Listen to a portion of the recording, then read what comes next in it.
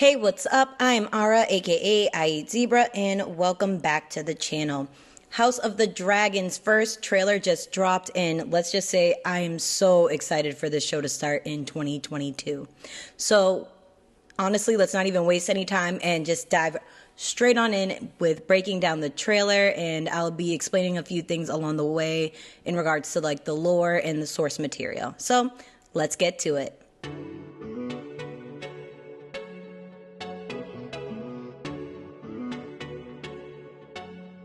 The trailer opens up with what appears to be Prince Aemon Targaryen on his way to claim Vhagar as his mount.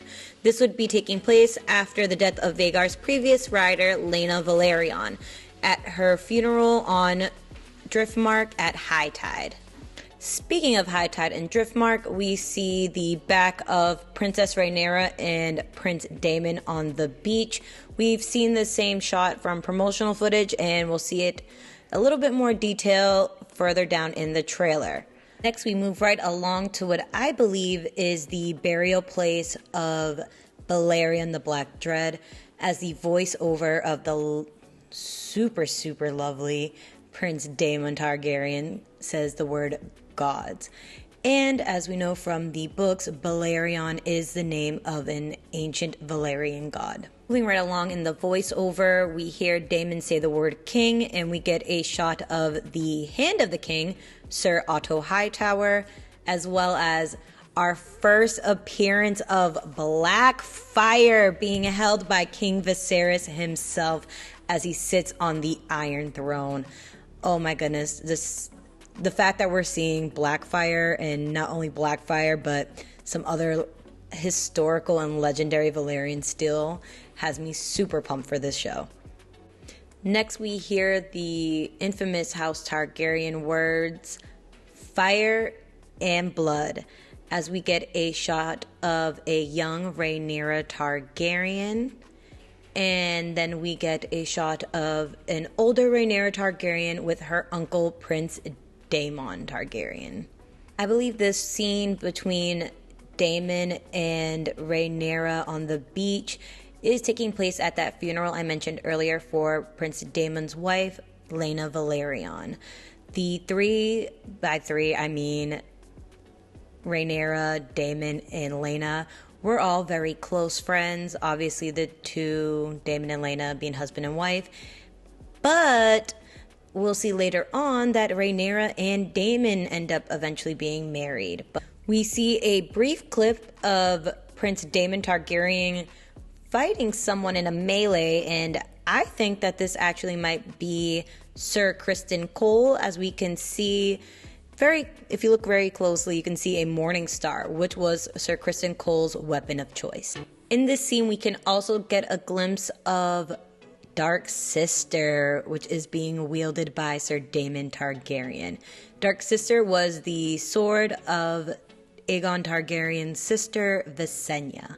We finally are introduced to one of my most favorite characters in the A Song of Ice and Fire lore, the sea snake himself, Corlys Velaryon, and a shot of the badass Velaryon family walking into what appears to be a feast. We see Rhaenys Velaryon, born Rhaenys Targaryen, as well as Corlys Velaryon and their two children, Laenor and Laena Velaryon. At the feast that they are attending, it looks like on the dais we have a shot of King Viserys, Princess Rhaenyra, and who I believe is Lionel Strong. I don't think it's Sir Otto, just due to the fact that Queen Alicent and her children are absent. Next up, we get a close-up of Mysaria, aka Lady Misery. She is the lover of Prince Daemon Targaryen. This is why he is married to his first wife, Lady Rhea Royce. That is right, folks. If you haven't noticed by my thumbnail, we see Queen Alicent holding the cat's paw dagger that was used in the attempt on Bran Stark's life from Game of Thrones. It was also used by Arya to destroy the Night King for some reason or another, but we'll not get into that. I actually have a little theory about this particular dagger. I think the original owner of this dagger was none other than Aegon's other sister, Rhaenys. And the reason why I think that is we obviously know that Black Fire belongs to Aegon.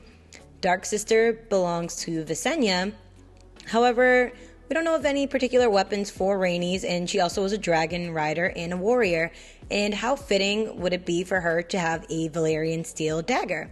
So, put a pin in that. I might do a separate video on that later, but anyways, in the background of this shot, we can also see the Lord Commander of the Kingsguard, Sir Harold Westerling, and who I believe is Kristen Cole on the other side of him. Next up, we see a shot from a tournament that looks like it is being hosted by the Tarleys.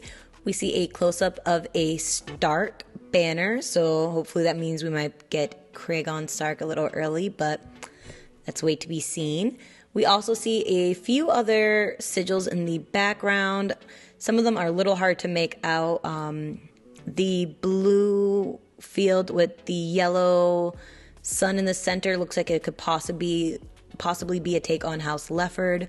We have a red sigil with a yellow, which appears to be lion, so I'm assuming that is House Lannister.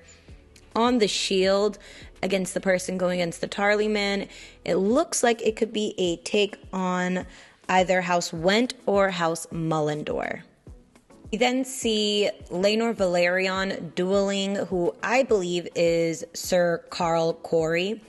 Sir Carl Corey actually kills Laenor Velaryon, surprisingly and coincidentally, if you will, not long after the death of Laena Velaryon. Little bit suspicious if you ask me, but moving on. With the final and my favorite shot of the entire trailer, we get a book-accurate Iron Throne and Princess Rhaenyra approaching it. This goes to show what happens when you have a showrunner that actually really cares and studies the source material. Thank you, Ryan. Anyways, in the voiceover, we do hear Daemon saying that it is not dreams that made them kings, but dragons. It makes me think that this may possibly be a dream sequence that Rhaenyra is having as she is approaching the throne room, which seems to be quite empty, which would be odd. So we don't have an exact release date yet. However, we do know the show is coming out in 2022. It does look like they are still filming, so my hopes is that we will see House of the Dragon as early as spring of 2022. Well, what do you guys think? Are you just as excited as I am for this new series? I personally cannot wait for House of the Dragon to start.